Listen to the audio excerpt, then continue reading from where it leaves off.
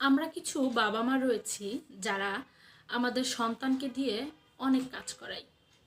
কথাটা শুনতে খুব খারাপ লাগলেও সত্যি কথা বলতে শিশুরা ঘরের কাজ টুকটাক করবে, এটা স্বাভাবিক, এটি প্রয়োজনও আছে, বিশেষ করে শিশুর বিকাশের জন্য। তবে কাজ করাই বলতে দেখা গেছে আমার সন্তান আমাকে অনেক কাজে সাহায্য করে, টুকটাক কাজে সাহায্য করে।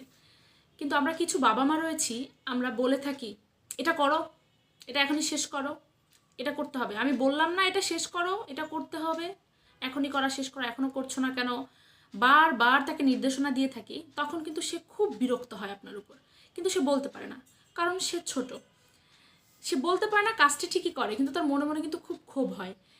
এই কাজটি আমরা কখনো করব না, জোর করে বাচ্চাকে দিয়ে কোনো কাজ করাবো না। যদি বাচ্চাকে বলি যে তুমি এই কাজটা একটু করো তো, বা মামনিকে একটু সাহায্য করো তো, তখন দেখবেন বাচ্চা এমনিই করবে।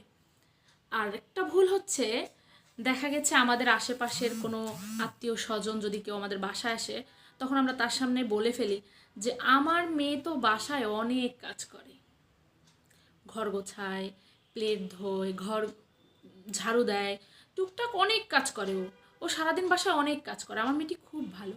এটা কি সত্যি আপনি বাচ্চার সুনাম বললেন নাকি?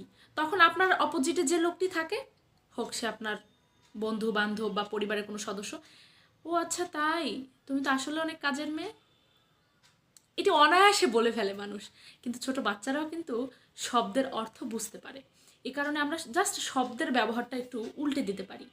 যেমন আমার মেয়ে আমাকে খুব হেল্প করে, যখনই আমি বলি কোনো সাহায্যের জন্য তখন সে আমাকে সাহায্য করে, নিজের কাজ করে নিজে, নিজের কাজে অন্যের সাহায্যের প্রয়োজন হয় না ওর।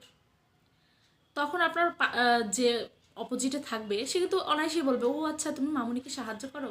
আপনার কাছেই কিন্তু প্রশ্ন এবং আপনার কাছেই উত্তর। শুধু শব্দের ব্যবহারের কারণে আপনার বাচ্চা আপনার অজান্তেই কষ্ট পেয়ে যাচ্ছে। আসলে একটি কষ্ট পাওয়ার মতো কথা না, কিন্তু ছোট বাচ্চা, সে বুঝতে পারে না, সে সহজে যেটা বোঝে সে সেটাই বুঝে ফেলে। তাই আমাদের কিছু শব্দের ব্যবহার করা উচিত, যাতে আমার বাচ্চা কষ্ট না পায়।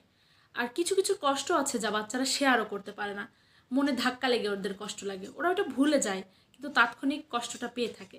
যখন এই ঘটনা দিনের পর দিন চলতে থাকে, তখন কিন্তু আপনি ওকে যদি কোনো সাহায্যও করতে বলেন, তখন কিন্তু ও খুব অনীহা বোধ করে এবং নিজের কাজটা করতেও অনীহা বোধ করে, যে না আমি করব না, এরকম একটা মুভমেন্ট থাকে তার। তাই আমাদের বাবা মাদের উচিত কিছু শব্দের ব্যবহার পুনর্গঠিত করা।